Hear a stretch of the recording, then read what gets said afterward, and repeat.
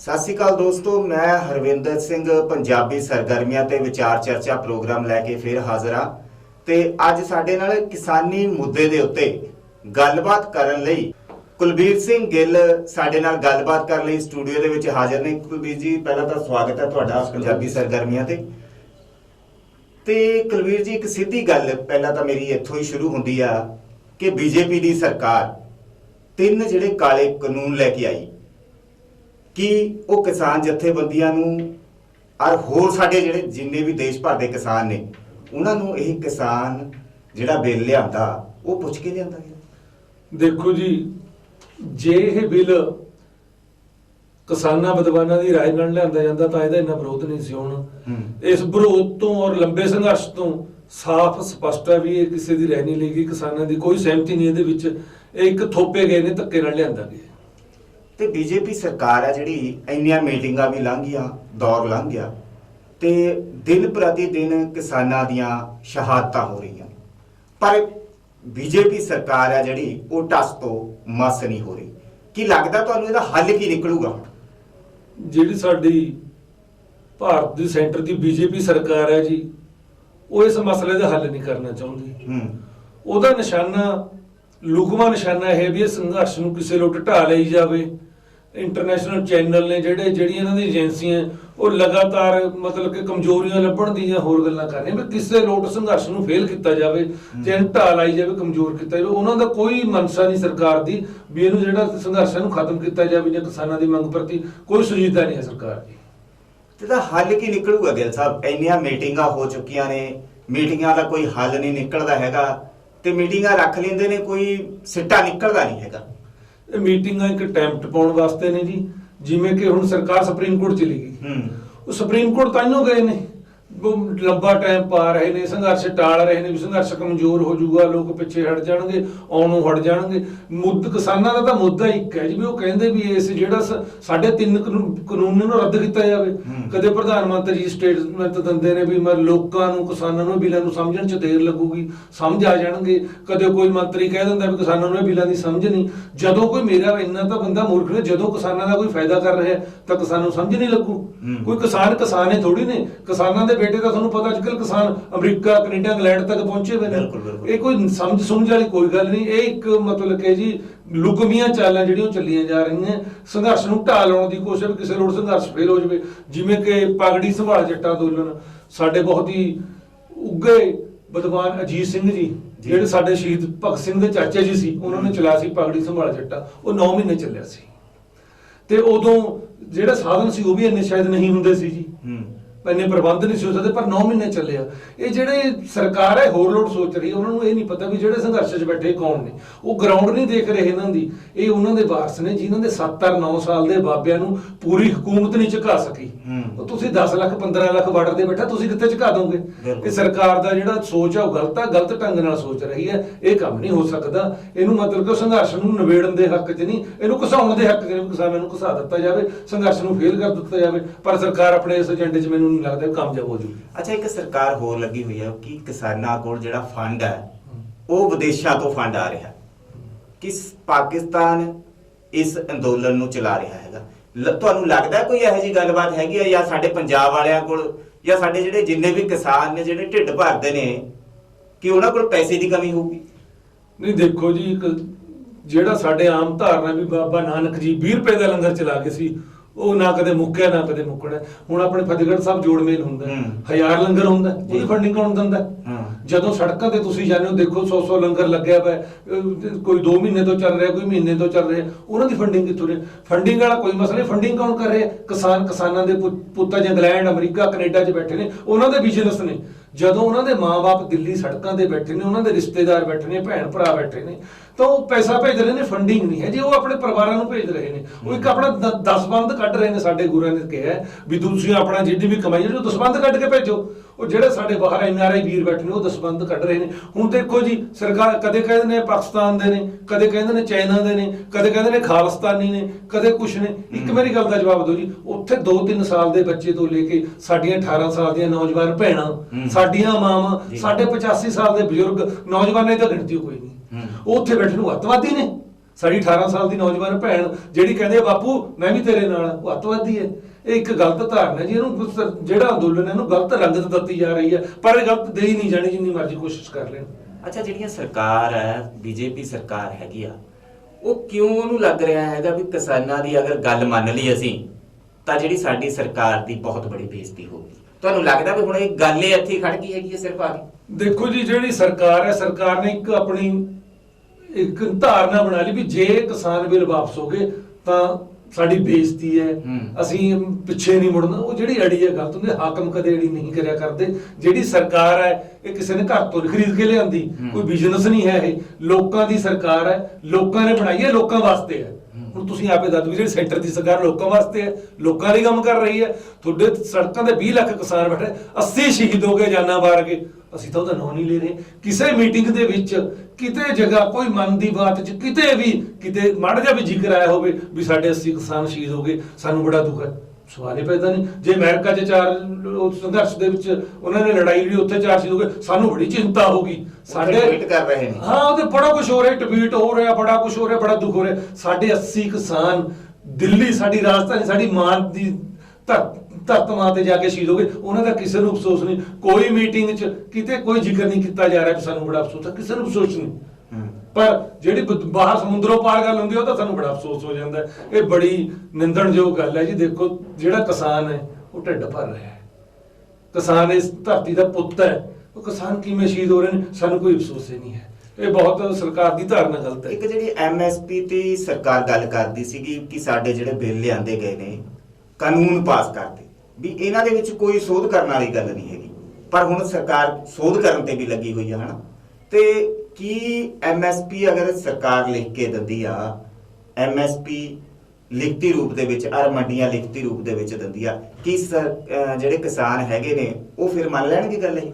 ਦੇਖੋ ਜੀ, ਜਿਹੜਾ ਕਿਸਾਨਾਂ ਦਾ ਅੰਦੋਲਨ ਹੈ ਉਹ ਸ਼ੁਰੂ ਕਿੱਥੋਂ ਹੋਇਆ? ਸ਼ੁਰੂ 3 ਕਾਨੂੰਨਾਂ ਤੋਂ ਹੀ ਹੋਇਆ। ਜਦੋਂ ਅਸੀਂ ਘਰ 'ਚ ਪੌੜੀ ਬਣਾਉਨੇ ਆ, ਕੋਠੇ ਤੇ ਚੜ੍ਹਨ ਨੂੰ, ਜੇ ਅਸੀਂ ਉਹਦਾ ਪਹਿਲਾ ਡੰਡਾ ਹੀ ਨਾ ਲਾਈਏ ਫਿਰ ਗਾਂ ਕਿਵੇਂ ਚੜਾਂਗੇ? ਜਿਹੜਾ ਪਹਿਲਾ ਡੰਡਾ ਤਾਂ ਗੱਲੇ 3 ਕਾਨੂੰਨਾਂ ਤੋਂ ਸ਼ੁਰੂ ਹੋਈ ਹੈ। ਬਾਕੀ ਐਮਐਸਪੀ ਜਾਂ ਹੋਰ ਜੋ ਗੱਲਾਂ ਉਹ ਤਾਂ ਬਾਅਦ 'ਚ ਜੁੜਦੀਆਂ ਗਈਆਂ। ਪਹਿਲਾਂ ਇਸੇ ਕਾਨੂੰਨਾਂ ਤੇ ਹੀ ਗੱਲ ਸੀ। ਉਹ ਵੱਧਦੀ ਜਦੋਂ ਅਸੀਂ ਜਿੱਥੇ ਸੜਕਾਂ ਤੇ ਪੰਜਾਬ ਦੀਆਂ ਤੇ ਰੁਲਦੇ ਰਹੇ, ਰੇਲਵੇ ਲਾਈਨਾਂ ਤੇ ਰੁਲਦੇ ਰਹੇ, 6-7 ਮਹੀਨੇ ਲੰਘ ਗਏ, ਕਿਸੇ ਨੇ ਨਾ ਪੁੱਛਿਆ ਤਾਂ ਹੌਲੀ ਹੌਲੀ ਕਿਸਾਨ ਜਿਹੜੇ ਅੱਗੇ ਵੱਧ ਗਏ। ਜਦੋਂ ਗੱਲ ਹੁਣ ਏਜੰਡਾ ਹੈ, ਕਿਸਾਨਾਂ ਨੇ ਏਜੰਡਾ ਦਿਆ ਸਰਕਾਰ ਨੂੰ ਗੱਲਬਾਤ ਦਾ ਵੀ ਆ ਪਹਿਲਾ ਪੁਆਇੰਟ 3 ਕਾਨੂੰਨ ਹੈ ਜੀ, ਫਿਰ ਐਮਐਸਪੀ ਹੈ, ਫਿਰ ਇਹ ਹੈ ਉਹ ਹੈ। ਸਰਕਾਰ ਨੇ ਦੇਖੋ ਕਿੱਡੀ ਗੱਲ, ਉਹ ਪਹਿਲੇ 2 ਛੱਡ ਕੇ ਚੌਥੇ ਤੇ ਗੱਲ ਹੋ ਰਹੀ ਹੈ। ਇਹ ਦੇਖਿਆ ਕਿ ਤੁਸੀਂ ਕਦੇ, ਜਦੋਂ ਅਸੀਂ ਬੱਚਾ ਪੇਪਰ ਕਰਨ ਬਹਿੰਦਾ ਹੈ, ਜਦੋਂ ਬੱਚੇ ਦਾ ਐਗਜ਼ਾਮ ਨੂੰ ਸਭ ਤੋਂ ਪਹਿਲਾ ਕੁਐਸਚਨ ਪੜ੍ਹਦਾ ਉਹ ਕਰਦਾ ਹੈ, ਬਿਲਕੁਲ, ਫਿਰ ਦੂਜਾ ਕਰਦਾ। ਇਹ ਕਿਹੜੀ ਗੱਲ ਹੈ? ਪਹਿਲੇ 2 ਛੱਡ ਕੇ ਆਪਾਂ ਚੌਥੇ ਦੇ ਸਟੈਪ ਤੇ ਪਹੁੰਚ ਗਏ, 3 ਡੰਡੇ ਛੱਡ ਤੇ ਚੌਥੇ ਤੇ ਚੜ੍ਹ ਗਏ। ਇਹ ਤਾਂ ਹੋ ਹੀ ਨਹੀਂ ਸਕਦਾ।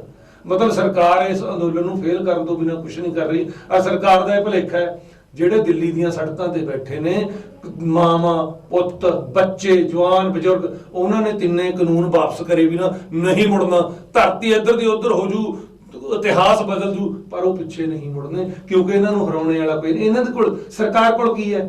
ਸਰਕਾਰ ਕੋਲ ਸੱਤਾ ਦਾ ਨਸ਼ਾ ਹੈ, ਜ਼ੋਰ ਹੈ। ਪਰ ਜਿਹੜੇ ਦਿੱਲੀ ਦੀਆਂ ਸੜਕਾਂ ਤੇ ਬੈਠੇ ਨੇ ਨਾ ਜੀ, ਕਿਸਾਨ, ਪੰਜਾਬ ਦੇ ਪੁੱਤ, ਉਹਨਾਂ ਦੇ ਕੋਲ ਬੜੀਆਂ ਗੱਲਾਂ ਨੇ।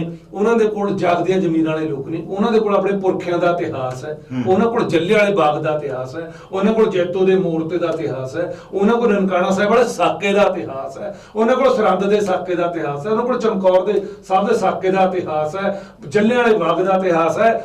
ਜਿਹੜੇ ਸ਼ਹੀਦ ਭਗਤ ਸਿੰਘ ਦੇ ਚਾਚਾ ਜੀ ਉਹਨਾਂ ਨੇ ਮੋਰਚੇ ਲਾਏ, ਉਹਨਾਂ ਨੇ ਲਾਏ ਨੇ। ਉਹਦੇ ਵਿੱਚ ਜਿਹੜੀਆਂ ਵੱਖ-ਵੱਖ ਲਹਿਰਾਂ, ਉਹਨਾਂ ਨੂੰ ਜਿਹੜੀਆਂ ਉਹਨਾਂ ਦੇ ਵਿਰਸੇ ਜਿਹਨੇ ਉਹਨਾਂ ਨੂੰ ਮਿਲੇ, ਉਹ ਇਤਿਹਾਸ ਨੂੰ ਲੈ ਕੇ ਉਹ ਚੱਲ ਰਹੇ ਨੇ। ਜੇ ਅਸੀਂ ਕਹਿੰਦੇ ਵੀ ਅਸੀਂ ਜਿੱਦੀ ਹੈ, ਤਾਂ ਜਿਹੜੇ ਬੈਠੇ ਨੇ ਇਹਨਾਂ ਦਾ ਇਤਿਹਾਸ ਵੀ ਫੋਲ ਕੇ ਦੇਖ ਲਓ ਵੀ ਇਹ ਕਿੰਨੇ ਕੁ ਜਿੱਦੀ ਨੇ। ਇਹ ਮਰ ਜਾਣਗੇ, ਕੱਟ ਜਾਣਗੇ, ਪਰ ਝੁਕਦੇ ਨਹੀਂ। ਸਾਨੂੰ ਭੁਲੇਖਾ ਹੀ ਨਹੀਂ ਰੱਖਣਾ ਚਾਹੀਦਾ। ਅੱਛਾ, ਇੱਕ ਬੀਜੇਪੀ ਦੇ ਜਿਹੜੇ ਪੰਜਾਬ ਦੇ ਲੀਡਰ ਨੇ ਉਹ ਕਹਿ ਰਹੇ ਨੇ ਕਿ ਇਸ ਅੰਦੋਲਨ ਨੂੰ ਖਤਮ ਹੋ ਜਾਂਦਾ ਇਹ ਜਲਦੀ ਹੈ, ਪਰ ਇਹਨੂੰ ਖਤਮ ਨਹੀਂ ਹੋਣ ਦਿੱਤਾ ਜਾ ਰਿਹਾ ਕਿਉਂਕਿ ਇਹਦੇ ਵਿੱਚ ਕਾਮਰੇਡਾਂ ਦਾ ਜ਼ਿਆਦਾ ਰੋਲ ਹੋ ਗਿਆ। ਹੁਣ ਬੀਜੇਪੀ ਹੈ ਜਿਹੜੀ ਉਹ ਇਸ ਨੂੰ ਇੱਧਰ ਨੂੰ ਤੋੜ ਰਹੀ ਹੈ ਕਿ ਸਾਡੇ ਜਿਹੜੇ ਕਿਸਾਨ ਜਥੇਬੰਦੀਆਂ ਨੇ ਜਾਂ ਸਾਡੇ ਜਿੰਨੇ ਵੀ ਨੌਜਵਾਨ ਪੀੜ੍ਹੀ ਉੱਥੇ ਬੈਠੀ ਆ, ਵੀ ਉਹ ਇੱਧਰ ਨੂੰ ਹੋ ਜਾਵੇ, ਵੀ ਕਾਮਰੇਡ। ਜਾਂ ਤੁਹਾਨੂੰ ਲੱਗਦਾ ਵੀ ਇਹ ਹੁਣ ਲੜਾਈ ਕਰਾਉਣ ਦੀ ਕੋਸ਼ਿਸ਼ ਦੇ ਵਿੱਚ ਲੱਗੇ ਹੋਏ ਨੇ? ਦੇਖੋ ਜੀ, ਪਹਿਲਾਂ ਵੀ ਸਰਕਾਰ ਨੇ ਗੱਲ ਕਰੀ ਹੈ, ਜਿਹੜੀ ਹਰਿਆਣੇ ਦੀ ਬੀਜੇਪੀ ਦੀ, ਉਹਨਾਂ ਨੇ ਵਿੱਚ ਨਹਿਰ ਦਾ ਮਸਲਾ ਛੇੜਦੇ SYL ਦਾ। ਐਮਪੀ ਕਹਿੰਦੇ ਅਸੀਂ ਧਰਨੇ ਤੇ ਬਹਿਨੇ ਆ ਜਾ ਕੇ ਵੀ ਹਰਿਆਣੇ ਨੂੰ ਪਾਣੀ ਦਿਓ। ਉਹ ਦੇਖੋ ਗੱਲ ਤਾਂ ਕਿੱਥੇ ਚੱਲ ਰਹੀ ਹੈ, ਤੁਸੀਂ ਕਿੱਥੇ ਲੈ ਗਏ। ਹਾਂ। ਪਰ ਜਿਹੜੇ ਹਰਿਆਣੇ ਦੇ ਕਿਸਾਨ ਤੇ ਉਹ ਕਹਿੰਦੇ ਸਾਡਾ ਬੜਾ ਭਾਈ ਹੈ, ਅਸੀਂ ਪਾਣੀ ਆਪੇ ਲੈ ਲਾਂਗੇ, ਜੇ ਸਾਡੀ ਜ਼ਮੀਨ ਹੀ ਨਾ ਰਹੀ ਅਸੀਂ ਪਾਣੀ ਤੋਂ ਕੀ ਕਰਾਉਣਾ। ਇਹਨਾਂ ਨੂੰ ਭੱਜਣਾ ਪਿਆ ਉੱਥੋਂ। ਫਿਰ ਅੱਗੇ ਜਾ ਕੇ ਖੱਟੜ ਸਾਹਿਬ ਤਾਂ ਇਹੀ ਗੱਲ ਕਹੀ ਗਏ ਘੱਟੋ ਘੱਟ 1 ਮਹੀਨਾ ਤਾਂ, ਵੀ ਹਰਿਆਣੇ ਦੇ ਕਿਸਾਨ ਇਹ ਨਹੀਂ ਜੀ, ਹਰਿਆਣੇ ਦੇ ਕਿਸਾਨ ਹੀ ਨੇ ਤਾਂ ਪੰਜਾਬ ਵਾਲੇ ਨੇ। ਜਦ ਕਿ ਜਿੱਦਣ ਸੰਘਰਸ਼ ਸ਼ੁਰੂ ਹੋਇਆ 26 ਤਰੀਕ ਨੂੰ ਹਰਿਆਣੇ ਦੇ ਕਿਸਾਨਾਂ ਨੇ ਨਾਕੇ ਤੋੜਨੇ ਸ਼ੁਰੂ ਕਰਤੇ ਸੀ। ਉਹ ਕਹਿੰਦੇ ਸੀ ਵੀ ਸਾਡੇ ਬੜੇ ਭਰਾਵਾਂ ਨੇ ਆਉਣਾ, ਅਸੀਂ ਜਗ੍ਹਾ ਬਣਾਈਏ। ਤੇ ਉਹਦੇ ਵਿੱਚ ਕੀ ਹੋਇਆ, ਜਿੱਦਣ ਕਰਨਾਲ ਦੇ ਵਿੱਚ ਖੱਟੜ ਸਾਹਿਬ ਦੀ ਰੈਲੀ ਨਹੀਂ, ਮੈਂ ਇਹ ਗੱਲ ਕਹਿੰਦੇ ਵੀ ਗੱਲ ਗਲਤ ਹੈ, ਹੋਣੀਆਂ ਨਹੀਂ ਚਾਹੀਦੀਆਂ, ਵੀ ਗਲਤ ਹੋਇਆ। ਖੱਟੜ ਸਾਹਿਬ ਦੀ ਰੈਲੀ ਨਹੀਂ ਹੋਣ ਦਿੱਤੀ, ਹੈਲੀਪੈਡ ਪੱਟਤਾ, ਹੈਲੀਕਾਪਟਰ ਨਹੀਂ ਉਤਰਦੇ, ਇਹ ਗੱਲਾਂ ਨਹੀਂ ਚਾਹੀਦੀਆਂ ਲੋਕਤੰਤਰ 'ਚ। ਪਰ ਲੋਕਤੰਤਰ ਕਿਸਾਨਾਂ ਨੂੰ ਸਿਖਾ ਕੌਣ ਰਿਹਾ? ਜਦੋਂ ਸਾਡੇ 80 ਸਾਲ ਦੇ ਬਾਬੇ, ਸਾਡੀਆਂ ਮਾਵਾਂ ਦਿੱਲੀ ਆਪਣਾ ਦੁੱਖ ਰੋਣ ਜਾ ਰਹੇ ਤੇ ਹਥਿਆਰ ਲੈ ਕੇ ਚੱਲੇ, ਉਹ ਦਿੱਲੀ ਨੂੰ ਢਾਉਣ ਨਹੀਂ ਸੀ ਜਾ ਰਹੇ, ਉਹ ਦਿੱਲੀ ਆਪਣਾ ਦੁੱਖ ਰੋਣ ਜਾ ਰਹੇ ਸੀ ਵੀ ਇਹ ਤਿੰਨੇ ਕਾਨੂੰਨ ਅਸੀਂ ਭੁੱਖੇ ਮਰ ਜਾਾਂਗੇ, ਉੱਜੜ ਜਾਾਂਗੇ, ਸਾਡੇ ਬੱਚੇ ਰੁੜ ਜਾਣਗੇ, ਇਹ ਤਿੰਨੇ ਕਾਨੂੰਨ ਵਾਪਸ ਲਓ। ਉਹ ਦਿੱਲੀ ਜਾ ਕੇ ਖੱਟੜ ਸਾਹਿਬ ਨੇ ਕੀ ਕਰਿਆ, ਸੜਕਾਂ ਪੱਟਦੀਆਂ, ਪਾਣੀ ਦੀਆਂ ਵਿਛਾੜਾਂ 80 ਸਾਲ ਦੇ ਬਜ਼ੁਰਗਾਂ ਦੇ ਮਾਰੀਆਂ, ਮਿਰਚਾਂ ਦੇ ਬੰਬ ਮਾਰੇ, ਅਥਰੂ ਗੈਸ ਤੇ ਗੋਲੇ ਛੱਡੇ। ਉਹ ਲੋਕਤੰਤਰ ਹੈ? ਖੱਟੜ ਸਾਹਿਬ ਲੋਕਤੰਤਰ ਤੁਸੀਂ ਸਿਖਾ ਕੇ ਦਿੱਲੀ ਭੇਜਿਆ ਇਹਨਾਂ ਨੂੰ, ਜਿਨ੍ਹਾਂ ਨੇ ਕਰਨਾਲ ਦੇ ਵਿੱਚ ਲੋਕਤੰਤਰ ਤੁਹਾਨੂੰ ਸਿਖਾਇਆ। ਜਿੱਦਣ ਤੁਹਾਡੇ ਤੇ ਸੇਕ ਲੱਗਾ ਉਦੋਂ ਤਾਂ ਲੋਕਤੰਤਰ 'ਚ ਅਰਾਜਕਤਾ ਦੀ ਜਗ੍ਹਾ ਨਹੀਂ। ਜਿੱਦਣ ਤੁਸੀਂ ਸੜਕਾਂ ਪੱਟ ਰਹੇ ਤੇ ਧੱਕਾ ਕਰ ਰਹੇ ਤੇ ਬਜ਼ੁਰਗਾਂ ਮਾਵਾਂ ਨਾਲ, ਉਦੋਂ ਅਰਾਜਕਤਾ ਦੀ ਜਗ੍ਹਾ ਸੀ ਲੋਕਤੰਤਰ 'ਚ। ਇਹਨਾਂ ਲੋਕਾਂ ਨੇ ਤੁਹਾਨੂੰ ਮੁੱਖ ਮੰਤਰੀ ਬਣਾਇਆ, ਤੁਸੀਂ ਕੋਈ ਘਰ ਤੋਂ ਕੁਰਸੀ ਖਰੀਦ ਕੇ ਨਹੀਂ ਲਈ ਮੁੱਖ ਮੰਤਰੀ ਦੀ। ਜਿਨ੍ਹਾਂ ਲੋਕਾਂ ਨੇ ਤੁਹਾਡੀ ਸਰਕਾਰ ਬਣਾਈ ਉਹਨਾਂ ਤੇ ਡਾਂਗ, ਉਹਨਾਂ ਤੇ ਅਥਰੂ ਗੈਸ ਦੇ ਕੋਲੇ, ਤੁਸੀਂ ਗੱਲ ਸੁਣਨ ਨੂੰ ਤਿਆਰ ਨਹੀਂ ਹੈਗੇ। ਜਦੋਂ ਜੀ ਗੁਰੂ ਗੋਬਿੰਦ ਸਿੰਘ ਜੀ ਵੀ ਕਹਿੰਦੇ ਚੌਂਕਾ ਰਾਜ ਅਜਾ ਹਮੀਲ ਤੇ ਦਰ ਗੁਜਰਤ ਬਸਰਤ ਵਾ ਸ਼ਮਸ਼ੀਰ ਦਤ, ਵੀ ਜਦੋਂ ਸਾਰੇ ਹਿੱਲੇ ਵਸੀਲੇ ਮੁੱਕ ਜਾਣ ਫਿਰ ਤਾਂ ਸਭ ਨੂੰ ਪਤਾ ਹੀ ਹੈ ਜੀ, ਜਦ ਗੱਲ ਹੀ ਨਹੀਂ ਕੋਈ ਸੁਣ ਰਿਹਾ।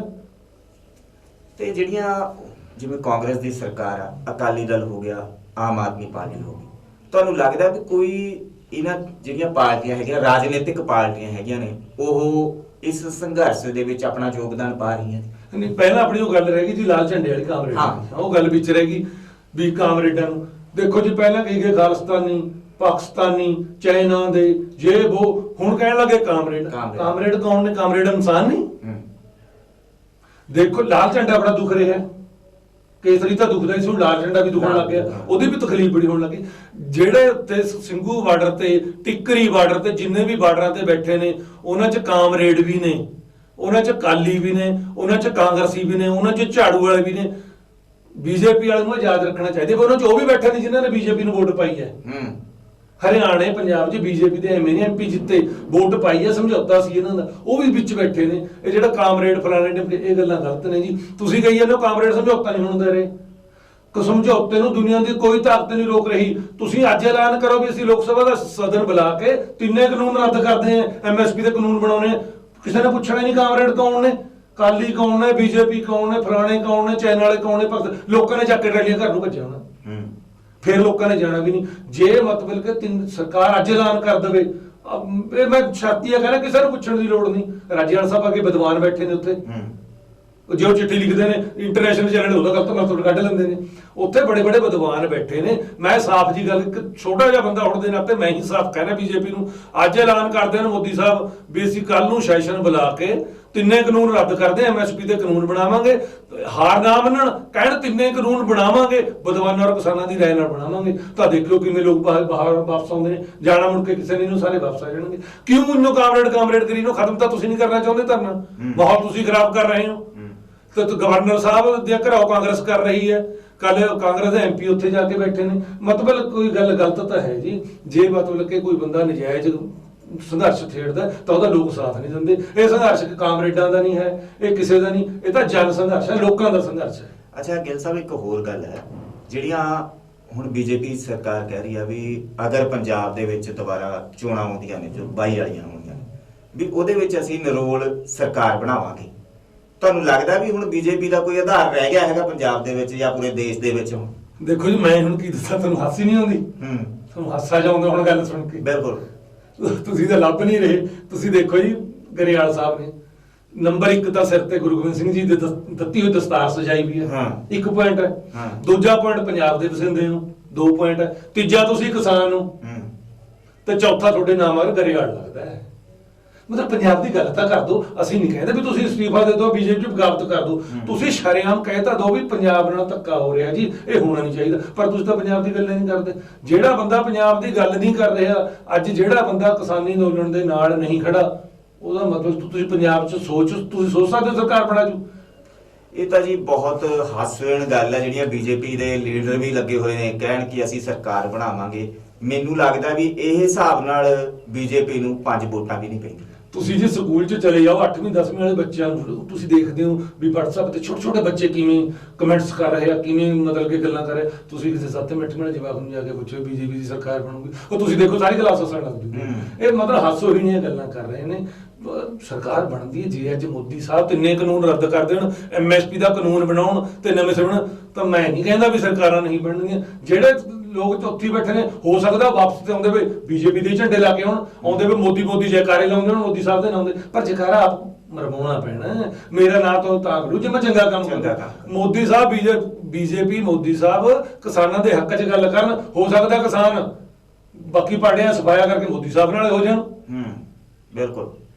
ਤੇ ਜਿਹੜੀ ਲੱਗਦੀ ਹੈ ਵੀ ਹੁਣ ਜਿਹੜੀਆਂ ਸਰਕਾਰਾਂ ਆਉਣਗੀਆਂ, ਜਿਵੇਂ 3 ਪਾਰਟੀਆਂ ਨੇ, ਹੁਣ ਮੈਨੂੰ ਐ ਲੱਗਦਾ ਵੀ ਮੇਰੇ ਵਿਚਾਰ ਦੇ ਨਾਲ ਵੀ ਇੱਕ ਨਵੀਂ ਪਾਰਟੀ ਉੱਠੂਗੀ ਕਿਸਾਨ ਸੰਘਰਸ਼ ਦੇ ਵਿੱਚੋਂ, ਆ ਜਿਹੜੀ ਆਪਣੀ ਉਹ ਰੂਪ ਰੇਖਾ ਰੱਖੂਗੀ।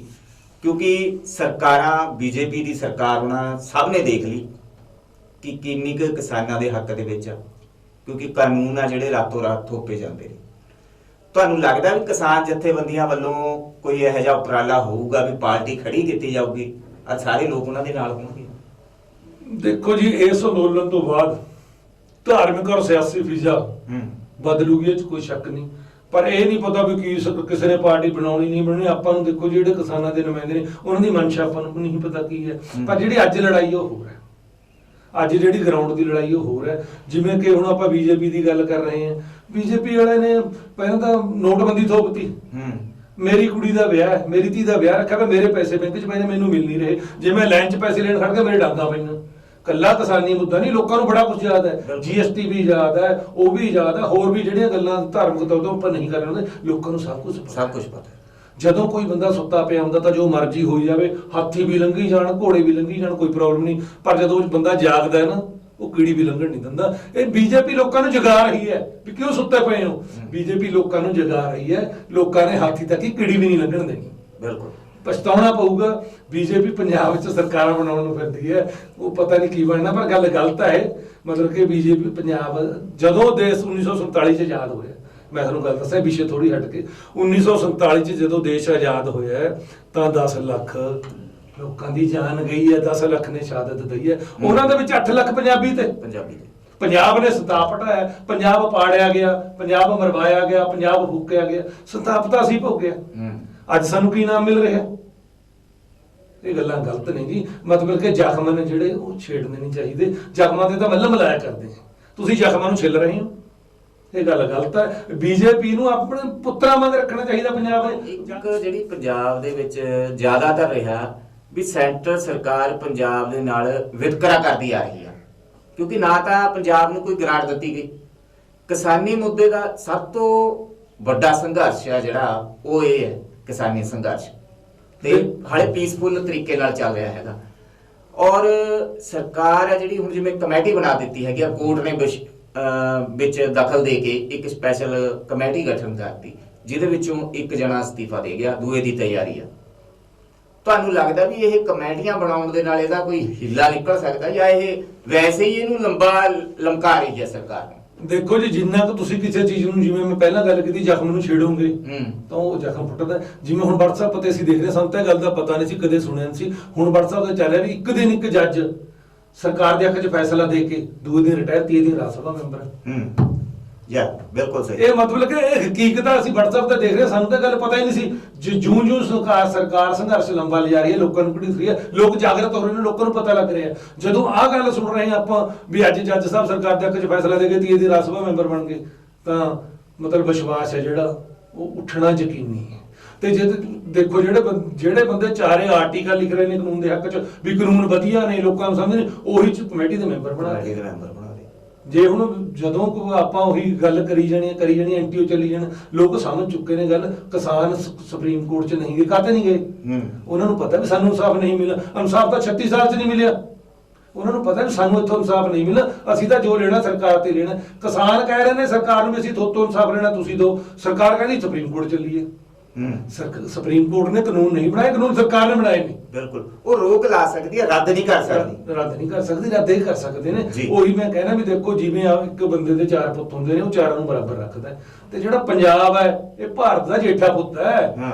10 ਲੱਖ ਚੋਂ 8 ਲੱਖ ਸਿੱਧੀਆਂ ਦਿੰਨੇ, ਚਾਹੇ ਕੋਈ ਹਮਲਾਵਰ ਆ ਗਿਆ ਮੂੰਹ ਤੋੜ ਜਵਾਬ ਦੇ, ਇੱਕ ਤੜ ਕੇ ਅੱਗੇ ਖੜਿਆ। ਭਾਰਤ ਦੀ ਚਾਹੇ ਕੋਈ ਵੀ ਸਰਕਾਰ ਹੋਵੇ, ਉਹਨੂੰ ਪੰਜਾਬ ਨੂੰ ਜੇਠੇ ਪੁੱਤ ਵਾਂਗ ਰੱਖਣਾ ਚਾਹੀਦਾ। ਪਰ ਹੁੰਦਾ ਤਾਂ ਉਲਟਾ ਹੈ। ਬਾਰ-ਬਾਰ ਬੇਤਰਕਾ ਹੋ ਰਿਹਾ ਹੈ, ਧੱਕੇਸ਼ਾਹੀ ਹੋ ਰਹੀ ਹੈ, ਸੁਣਵਾਈ ਨਹੀਂ ਹੋ ਰਹੀ, ਟੇਢੀ ਅੱਖ ਨਾਲ ਦੇਖਿਆ ਜਾ ਰਿਹਾ। ਇਹ ਗੱਲਾਂ ਗਲਤ ਨੇ ਜੀ, ਇਹ ਇਦਾਂ ਨਹੀਂ ਚਾਹੀਦਾ। ਤੇ ਗਿੱਲ ਸਾਹਿਬ, ਹੁਣ ਜਾਂਦੇ ਜਾਂਦੇ ਆਪਾਂ ਗੱਲ ਕਰੀਏ ਤੇ ਇਸ ਦਾ ਹੱਲ ਕੀ ਨਿਕਲੂਗਾ? ਨਾ ਤਾਂ ਸਰਕਾਰ ਝੁਕਣ ਨੂੰ ਤਿਆਰ ਹੈ, ਨਾ ਕਿਸਾਨ ਜਥੇਬੰਦੀਆਂ ਨੇ ਜਿਹੜੀਆਂ ਇਹਦੇ ਸੋਧ ਦੇ ਵਿੱਚ ਵੀ ਇਹਦੀ ਸੋਧ ਕਰ ਦਿੰਦੇ ਨੇ, ਉਹਨੂੰ ਮੰਨਣ ਲਈ ਤਿਆਰ ਨੇ। ਤਾਂ ਇਹਦਾ ਹੱਲ ਕੀ ਹੈ? ਵਿਚਲਾ ਹੱਲ ਇਹਦਾ ਕੀ ਲੱਭਿਆ ਜਾ ਸਕਦਾ? ਵਿਚਲਾ ਹੱਲ ਤਾਂ ਇਹ ਦੇਖੋ ਜੀ, ਇਹੀ ਆ ਵੀ ਜਿਹੜਾ ਕਿਸਾਨ ਹੈ ਉਹ ਤਾਂ ਇਹ ਕਹਿ ਰਿਹਾ ਵੀ ਜੇ ਤਿੰਨੇ ਕਾਨੂੰਨ ਵਾਪਸ ਨਹੀਂ ਹੁੰਦੇ, ਸਾਡੀ ਤਾਂ ਸਿੱਧੀ ਮੌਤ ਹੈ। ਇੱਥੇ ਤੱਕ ਆਪਣੇ ਅਸੀਂ ਵੀ ਪਰ ਦੇਖ ਰਹੇ ਹਾਂ, ਲੋਕਾਂ ਨੇ ਗਲ 'ਚ ਲਿਖ ਕੇ ਮਾਟੋ ਪਾਏ ਹੋਏ ਨੇ ਵੀ ਜਾਂ ਕਾਨੂੰਨ ਰੱਦ ਕਰੋ ਜਾਂ ਸਾਡੇ ਗੋਲੀ ਮਾਰ ਦਿਓ। ਮਤਲਬ ਕਿਸਾਨ ਮਰਨ ਵਾਸਤੇ ਤਿਆਰ ਨੇ। ਜੇ ਕਾਨੂੰਨ ਤਿੰਨੇ ਰੱਦ ਨਹੀਂ ਹੁੰਦੇ ਤਾਂ ਉਵੇਂ ਮਰਿਆ ਪਈ ਹੈ। ਉਹ ਕਹਿੰਦੇ ਵੀ ਉਦਾਂ ਹੀ ਮਰ ਜਾਂਦੇ ਆ। ਇਹ ਸਰਕਾਰ ਨੂੰ ਜੀ ਜਿੱਧਰ ਨੂੰ ਮਰਜ਼ੀ ਭੱਜ ਲਵੇ, ਜੋ ਮਰਜ਼ੀ ਕਰ ਲਵੇ, ਬਾਕੀ 26 ਨੂੰ ਪਤਾ ਲੱਗ ਜਾਣਾ ਹੈ। ਸਰਕਾਰ ਨੂੰ ਤਿੰਨੇ ਕਾਨੂੰਨ ਰੱਦ ਕਰਨੇ ਹੀ ਪੈਣੇ ਨੇ, ਉਹਦੀ ਮਜਬੂਰੀ ਬਣ ਜਾਣੀ ਹੈ। ਤਿੰਨੇ ਕਾਨੂੰਨ ਰੱਦ ਹੋਣਗੇ, ਕਰਨੇ ਪੈਣਗੇ। ਜੇ ਆਪਾਂ ਪਿਆਰ ਨਾਲ ਕਰ ਲਈ ਤਾਂ ਵਧੀਆ ਗੱਲ ਨਹੀਂ। ਉਹ ਦਿੱਲੀ ਬੈਠੇ ਨੇ, ਉਹ ਤਾਂ ਉਰੇ ਨੇ, ਕਿਸਾਨ ਤਾਂ ਖੇਤਾਂ 'ਚ ਨਹੀਂ ਬੈਠਾ, ਦਿੱਲੀ ਸੜਕਾਂ ਤੇ ਬੈਠਾ। ਉਹ ਇੱਕੋ ਗੱਲ ਚੱਲਦੀ ਹੈ, ਲੰਗਰ ਵਾਲੀ ਹੈ, ਪੀਜੇ ਖਾਂਦੇ ਫਿਰਨ। ਦੇਖੋ ਜੀ, ਬੜੀਆਂ ਗਲਤ ਗੱਲਾਂ ਨੇ। ਕਿਸੇ ਦੇ ਖਾਣ ਤੇ ਵੀ ਇਤਰਾਜ਼ ਹੈ। ਆਮ ਘਰ ਜਦੋਂ ਅੰਦੋਲਨ ਚੱਲਦੇ ਨੇ, ਮੈਂ ਸੁਣ ਰਿਹਾ ਸੀ ਕਿਸੇ ਦੀ, ਮੇਰੇ ਹੁਣ ਦਿਮਾਗ 'ਚ ਨਹੀਂ ਕਿਹਨੇ ਕਿਹਾ, ਉਹ ਕਹਿੰਦੇ ਵੀ ਜਦੋਂ ਅੰਦੋਲਨ ਚੱਲਦੇ ਨੇ ਭੁੱਖ ਹੜਤਾਲਾਂ ਚੱਲਦੀਆਂ। ਪਰ ਇਹ ਪਹਿਲਾ ਅੰਦੋਲਨ ਹੈ ਜਿੱਥੇ ਲੰਗਰ ਚੱਲ ਰਹੇ ਨੇ। ਅੰਦੋਲਨਾਂ ਦੇ ਵਿੱਚ ਲੰਗਰ ਚੱਲੇ ਨੇ, ਜੋ ਅੰਦੋਲਨ ਜੇ ਭੁੱਖ ਹੜਤਾਲ ਹੋਏ ਕਰਦੀਆਂ। ਇਹ ਜਿਹੜਾ ਅੰਦੋਲਨ ਹੈ, ਬਾਬੇ ਨਾਨਕ ਦੀ ਕਿਰਪਾ ਹੈ ਜੀ। ਬਾਬੇ ਨਾਨਕ ਦੇ ਲੰਗਰ ਉੱਥੇ ਚੱਲ ਰਹੇ ਆ, ਚੱਲਦੇ ਰਹਿਣੇ ਆ, ਇਹ ਮੁੱਕਣੇ ਨਹੀਂ ਹੈਗੇ। ਤੇ ਮੇਰੀ ਗੁਰੂ ਗੋਬਿੰਦ ਸਿੰਘ ਪਾਤਸ਼ਾਹ ਅੱਗੇ ਇਹੀ ਅਰਦਾਸ ਹੈ ਵੀ ਇਸ ਅੰਦੋਲਨ ਤੇ ਇੰਨਾ ਕੁ ਆਸ਼ੀਰਵਾਦ ਰੱਖੋ ਵੀ ਸ਼ਾਂਤਮਈ ਹੀ ਰਹੇ। ਸਾਡੀ ਜਿੱਤ ਸ਼ਾਂਤਮਈ ਹੋਣੀ ਹੈ। ਜਿਵੇਂ ਰਾਜੇਵਾਲ ਸਾਹਿਬ ਨੇ ਚਿੱਠੀ ਲਿਖੀ ਹੈ, ਉਹ ਇਹੀ ਲਿਖੀ ਹੈ, ਆਪਾਂ ਅੰਦੋਲਨ ਨੂੰ ਸ਼ਾਂਤਮਈ ਰੱਖੀਏ। ਪਰ ਜਿਹੜੇ ਸਾਡੇ ਨੈਸ਼ਨਲ ਚੈਨਲ ਨੇ, ਉਹਨਾਂ ਨੇ ਚਿੱਠੀ ਨੂੰ ਘੁਮਾ ਫਿਰਾ ਕੇ ਲੱਲਾ ਭੱਬਾ ਕਰਕੇ, ਮਤਲਬ ਕਿ ਜਿਹੜੇ ਗਰਮ ਲੋਕ ਨੇ ਉਹਨਾਂ ਨੂੰ ਭੜਕਾ ਰਹੇ ਨੇ ਵੀ ਰਾਜੇਵਾਲ ਤੁਹਾਡੇ ਖਿਲਾਫ ਹੈ। ਜਦ ਕਿ ਰਾਜੇਵਾਲ ਵਿਦਵਾਨ ਹੈ, ਸਾਡੇ ਬਜ਼ੁਰਗ ਨੇ, ਸੋਨਾ ਮੋਰ ਸਾਡਾ ਸਿਰ ਝੁਕ ਰਿਹਾ। ਇਹ ਜਾਣ ਕੇ ਲਿਜਾ ਰਹੇ ਨੇ ਗੇਮ ਨੂੰ।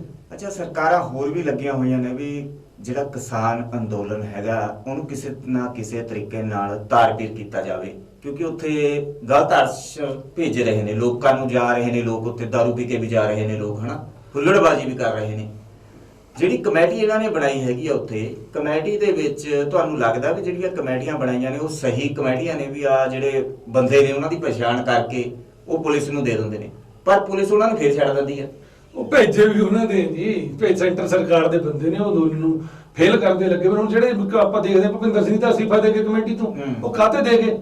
ਉਹ ਮਤਲਬ ਕਿ ਕਾਨੂੰਨਾਂ ਦੇ ਹੱਕ 'ਚ ਨਹੀਂ ਹੈਗੇ। ਉਹ ਜਿਹੜੇ ਭੁਪਿੰਦਰ ਸਿੰਘ ਜੀ ਨੇ ਅਸਤੀਫਾ ਦਿਆ, ਮਾਨ ਸਾਹਿਬ ਨੇ, ਉਹ ਕਾਨੂੰਨਾਂ ਦੇ ਹੱਕ 'ਚ ਨਹੀਂ ਹੈਗੇ। ਉਹਨਾਂ ਨੇ ਗਲਤ ਅਨਸਰਾਂ ਕਰਕੇ ਅਸਤੀਫਾ ਦਿਆ ਵੀ ਜਿਹੜੀਆਂ ਕਮੇਟੀਆਂ ਗਲਤ ਕੰਮ ਕਰ ਰਹੀਆਂ ਨੇ। ਉਹਨਾਂ ਨੇ ਕਮੇਟੀਆਂ ਨੇ ਕੋਈ ਕਿਸਾਨਾਂ ਦੇ ਹੱਕ ਦੀ ਗੱਲ ਨਹੀਂ ਕਰਨੀ। ਉਹਨਾਂ ਨੂੰ ਪਤਾ ਵੀ ਕੱਲ ਨੂੰ ਮੈਂ ਸਰਦਾਰ ਹਾਂ, ਮੈਂ ਜੋ ਵੀ ਮੇਰੇ ਤੇ ਇਲਜ਼ਾਮ ਲੱਗਣਾ ਵੀ ਜਿਹੜੀ ਕਮੇਟੀਆਂ ਨੇ ਗਲਤ ਕੰਮ ਕਰੇ ਤੂੰ ਉਹਦਾ ਹਿੱਸਾ ਦਾ, ਉਹ ਆਪਣਾ ਬੈਕਫੁੱਟ ਤੇ ਆ ਗਏ। ਇਹ ਤਾਂ ਇੱਕ ਅੰਦੋਲਨ ਨੂੰ ਕਮਜ਼ੋਰ ਕਰਨ ਦੀ ਕੋਸ਼ਿਸ਼ ਕੀਤੀ, ਪਰ ਕਮਜ਼ੋਰ ਨਹੀਂ ਹੋਣਾ ਇਹਨਾਂ ਤੋਂ ਜੀ, ਨਹੀਂ ਹੋ ਸਕਦਾ। ਬਾਬੇ ਨਾਨਕ ਦੀ ਕਿਰਪਾ ਹੈ, ਕੁਦਰਤ।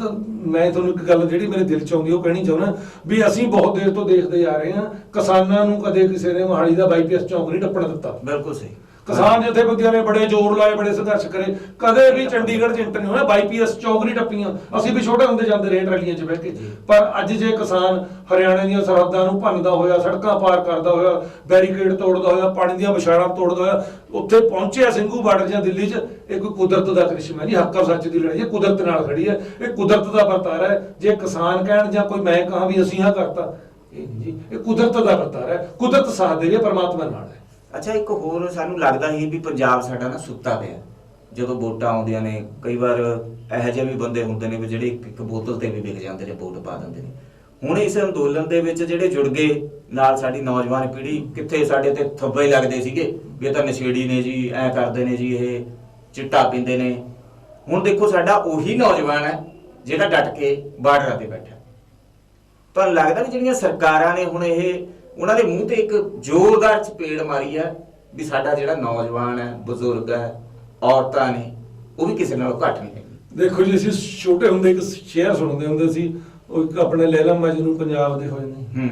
ਕਿਸੇ ਨੇ ਮਜਨੂ ਨੂੰ ਕਹੇ, ਮਜਨੂ ਤੇਰੀ ਲੈਲਾ ਰੰਗ ਦੀ ਕਾਲੀ। ਉਹ ਕਹਿੰਦਾ ਛੱਡ ਭਲਿਆ ਤੇਰੀ ਅੱਖ ਨਾ ਦੇਖਣ ਵਾਲੀ। ਪੰਜਾਬ ਦੇ ਨੌਜਵਾਨ ਨੂੰ ਕਿਸੇ ਨੇ ਦੇਖਿਆ ਹੀ ਨਹੀਂ, ਸਾਡੇ ਬਾਰੇ ਸੋਚਿਆ ਹੀ ਨਹੀਂ ਕਿਸੇ ਨੇ। ਸਾਡਾ ਤਾਂ ਇੱਕੋ ਤੇ ਚਾਰਾ ਰਹਿ ਗਿਆ ਵੀ ਅਸੀਂ ਆਪਣਾ 2 ਕਿੱਲੇ ਵੇਚ ਕੇ 20 ਲੱਖ ਲਾ ਕੇ ਬਾਹਰ ਪਹੁੰਚ ਜਾਈਏ। ਉਰੇ ਸਾਨੂੰ ਪਤਾ ਸਾਡਾ ਕੀ ਅਸਰ ਹੋ ਰਿਹਾ। ਮੈਂ ਤੁਹਾਨੂੰ ਸਹੀ ਗੱਲ ਦੱਸਦਾ ਵੀ ਜਿਹੜੇ ਮਾਂ-ਬਾਪ ਨੇ ਉਹ ਚਿੰਤਤ ਨੇ, ਉਹ ਕਹਿੰਦੇ ਵੀ ਪਤਾ ਨਹੀਂ ਪੰਜਾਬ 'ਚ ਕੀ ਬਣਨਾ, ਪਤਾ ਨਹੀਂ ਇੰਡੀਆ 'ਚ ਸਾਡੇ ਨਾਲ ਕੀ ਹੋਣਾ, ਅਸੀਂ ਕਿਸੇ ਨਾ ਕਿਸੇ ਢੰਗ ਨਾਲ ਆਪਣੇ ਬੱਚਿਆਂ ਨੂੰ ਬਾਹਰ ਕੱਢ ਦਈਏ। ਇਹ ਲੋਕਾਂ ਦੀ ਥਿਊਰੀ ਹੈ ਜੀ, ਬਟ ਇਹ ਸੋਚ ਆ ਸਹੀ ਮੈਂਟੈਲਿਟੀ। ਮੈਂ ਤੁਹਾਨੂੰ ਦੱਸਦਾ ਮਤਲਬ ਕਿ ਪੰਜਾਬ ਨੂੰ ਕੌੜੀ ਅੱਖ ਨਾਲ ਦੇਖਿਆ ਜਾਂਦਾ, ਪਿਆਰ ਦੀ ਅੱਖ ਨਾਲ। ਤੇ ਤੁਹਾਡਾ ਬੱਚਾ ਹੈ, ਜੇ ਤੁਸੀਂ ਪਿਆਰ ਨਾਲ ਇੱਕ ਨਾਲ ਲਾਉਂਗੇ ਉਹ ਕਹਿਣਾ ਮੰਨੂਗਾ। ਜੇ ਆਪਾਂ ਬਾਰ-ਬਾਰ ਘੂਰ ਕੇ ਉਹਨੂੰ ਅੱਖਾਂ ਕੱਢੀ ਜਾਵਾਂਗੇ ਸਾਤੇ ਵੀ ਦੂਰ ਹੋ ਜਾਊਗਾ। ਮਤਲਬ ਕਿ ਸਾਨੂੰ ਤਾਂ ਦੇਖਿਆ ਹੀ ਘੂਰ ਕੇ ਜਾਂਦਾ ਹੈ, ਸਾਨੂੰ ਪਿਆਰ ਨਾਲ ਤਾਂ ਦੇਖਿਆ ਨਹੀਂ ਜਾਂਦਾ। ਆਹ ਗੱਲਾਂ ਨੇ ਜੀ, ਤਰਾਸਦੀ ਹੈ ਬਹੁਤ। ਤੇ ਸਰਕਾਰ ਹੁਣ ਝੁਕਣ ਨੂੰ ਤਿਆਰ ਨਹੀਂ, ਕੁਝ ਇਹਦਾ ਹੱਲ ਨਿਕਲਦਾ ਨਜ਼ਰ ਨਹੀਂ ਆ ਰਿਹਾ ਹੈਗਾ। ਜਿਹੜੀ 26 ਤਰੀਕ ਦੀ ਰੈਲੀ ਹੈ, ਤੁਹਾਨੂੰ ਲੱਗਦਾ ਵੀ 26 ਤਰੀਕ ਤੱਕ ਇਸ ਦਾ ਹੱਲ ਸਰਕਾਰ ਲੱਭੂਗੀ? ਨਹੀਂ, ਸਰਕਾਰ ਨੂੰ ਇਸ ਦਾ ਖਮਾਇਆ ਭੁਗਤਣਾ ਪਊਗਾ। ਹਾਂ ਬਿਲਕੁਲ ਜੀ। ਦੇਖੋ ਮਸਲਾ ਇਹ ਹੈ ਵੀ ਜੇ ਸਰਕਾਰ 26 ਤਰੀਕ ਤੱਕ ਇਸ ਮਸਲੇ ਨੂੰ ਮਸਲੇ ਦਾ ਹੱਲ ਤਾਂ ਸਾਫ਼ ਹੈ ਜੀ। ਦੇਖੋ ਬਾਰ-ਬਾਰ ਕਹੀ ਨਾ ਕਿਸਾਨਾਂ ਨੂੰ ਸਮਝ ਨਹੀਂ ਆ ਰਹੀ, ਕਿਸਾਨ ਸਮਝਦੇ, ਉਹ ਤਾਂ ਗੱਲੇ ਇੱਕ ਵੀ ਕਾਨੂੰਨ ਰੱਦ ਕਰ ਦੋ। ਤੀ ਤਾਂ ਕੋਈ ਗੱਲ ਹੀ ਨਹੀਂ ਜੀ, ਕਿਸਾਨ ਤਾਂ ਕੋਈ ਗੱਲ ਹੀ ਨਹੀਂ। ਉਹ ਕਿਸਾਨਾਂ ਨੂੰ ਸਮਝਾਉਣਾ ਕੀ ਚਾਹੁੰਦੇ ਆ? ਜੇ ਕਿਸਾਨਾਂ ਨੇ ਸਾਫ਼ ਕਹਿਤਾ ਵੀ 3 ਕਾਨੂੰਨ ਰੱਦ ਕਰਕੇ ਇਹਨਾਂ ਨੂੰ ਨਵੇਂ ਸਿਰੇ ਤੇ ਬਣਾ ਲਓ। ਇਹ ਜਾਣ ਕੇ ਕਿਸ ਘੜੀਸਾ ਪਾਇਆ ਜਾ ਰਿਹਾ ਜੀ, ਗੱਲ ਨੂੰ ਘੜੀਸਿਆ ਜਾ ਰਿਹਾ, ਸੰਘਰਸ਼ ਨੂੰ ਫੇਲ ਕੀਤਾ ਜਾ ਰਿਹਾ, ਪਰ ਇਹ ਫੇਲ ਨਹੀਂ ਹੋਣਾ। ਇਹ 26 ਤਰੀਕ ਤੇ, ਜੇ 26 ਤਰੀਕ ਤੋਂ ਪਹਿਲਾਂ ਨਿਬੜਦਾ ਮਸਲਾ ਤਾਂ ਬਹੁਤ ਵਧੀਆ ਗੱਲ ਹੈ ਜੀ। ਨਹੀਂ ਖਮਿਆਜਾ ਤਾਂ ਸਰਕਾਰ ਪਹਿਲਾਂ ਵੀ ਭੁਗਤ ਰਹੀ ਹੈ, ਹਰਿਆਣੇ 'ਚ ਖਤਰੇ 'ਚ ਹੈ, ਹੋਰ ਵੀ ਖਤਰੇ ਵਾਲੇ ਦਾਲੇ।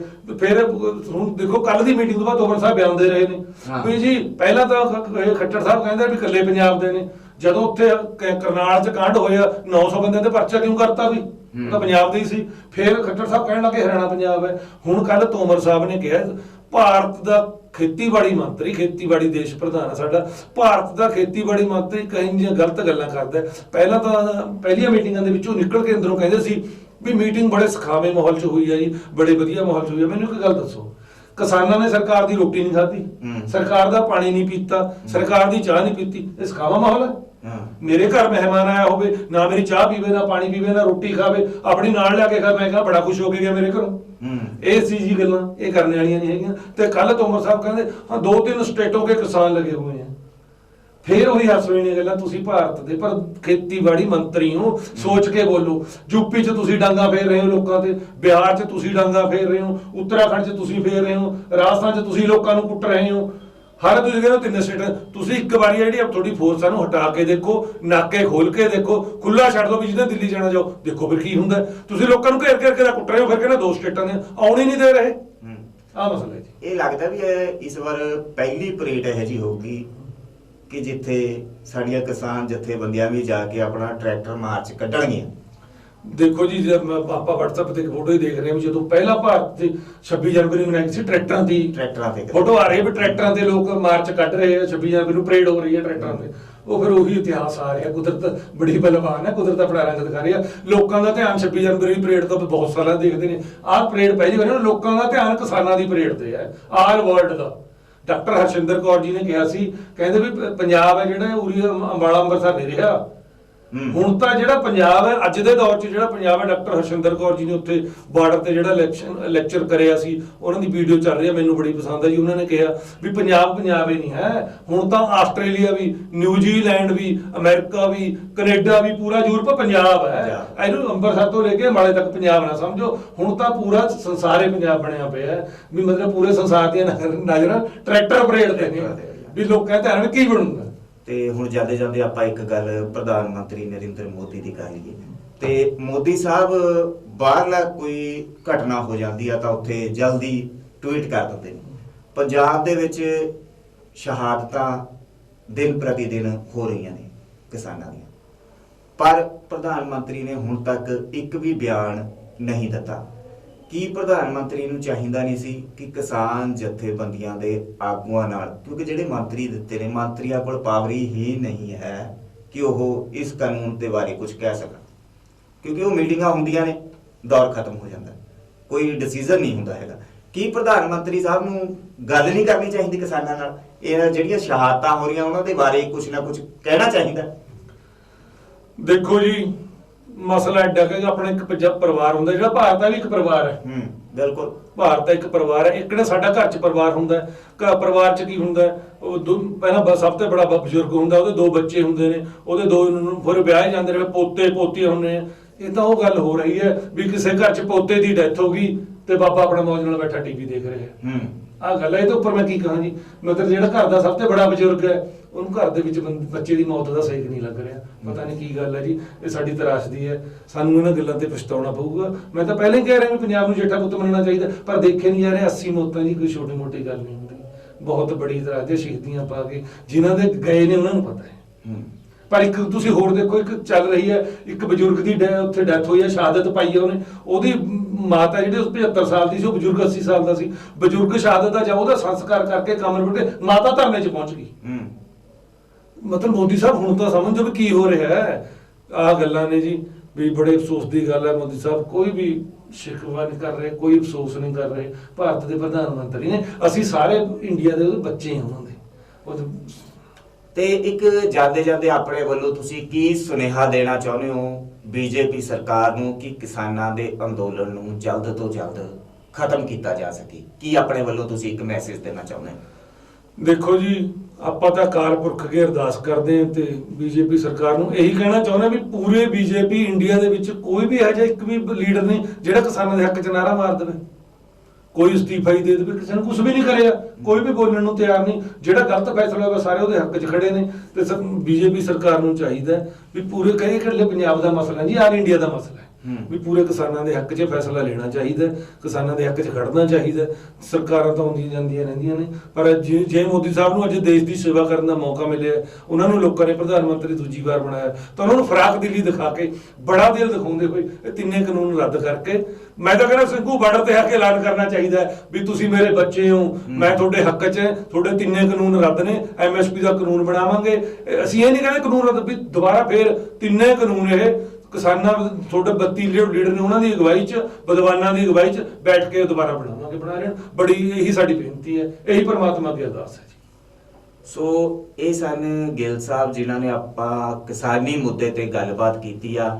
ਤੇ ਗਿੱਲ ਸਾਹਿਬ ਬਹੁਤ ਬਹੁਤ ਧੰਨਵਾਦ ਤੁਹਾਡਾ। ਤੇ ਨਵੀਂ ਚਰਚਾ ਲੈ ਕੇ ਅਸੀਂ ਫੇਰ ਹਾਜ਼ਰ ਹੋਵਾਂਗੇ, ਭੱਖ ਦਾ ਮੁੱਦਾ ਲੈ ਕੇ ਆਵਾਂਗੇ। ਤੇ ਹੁਣ ਬੀਜੇਪੀ ਸਰਕਾਰ ਨੂੰ ਇੱਕ ਜਾਂਦੇ ਜਾਂਦੇ ਸਾਡੇ ਚੈਨਲ ਵੱਲੋਂ ਵੀ ਅਪੀਲ ਆ ਕਿ ਇਸ ਕਾਲੇ ਕਾਨੂੰਨਾਂ ਨੂੰ ਜਲਦ ਤੋਂ ਜਲਦ ਰੱਦ ਕੀਤਾ ਜਾਵੇ, ਤਾਂ ਜੋ ਜਿਹੜੇ ਕਿਸਾਨ ਸੰਘਰਸ਼ ਕਰ ਰਹੇ ਨੇ ਉਹ ਆਪਣੇ ਘਰਾਂ ਨੂੰ ਪਰਤ ਸਕਣ। ਸਰਕਾਰ ਨੂੰ ਇਸ ਬਾਰੇ ਜ਼ਰੂਰ ਸੋਚਣਾ ਚਾਹੀਦਾ, ਕਿਉਂਕਿ ਦਿਨ ਪ੍ਰਤੀ ਦਿਨ ਉੱਥੇ ਮੌਤਾਂ ਨੇ ਜਿਹੜੀਆਂ ਹੋ ਰਹੀਆਂ ਨੇ, ਸ਼ਹਾਦਤਾਂ ਹੋ ਰਹੀਆਂ ਨੇ, ਤੇ ਇਸ ਤੇ ਧਿਆਨ ਦੇਣਾ ਚਾਹੀਦਾ। ਨਵੀਂ ਚਰਚਾ ਲੈ ਕੇ ਫਿਰ ਹਾਜ਼ਰ ਹੋਵਾਂਗੇ। ਤਦ ਤੱਕ ਲਈ ਦਿਓ ਇਜਾਜ਼ਤ। ਸਤਿ ਸ਼੍ਰੀ ਅਕਾਲ।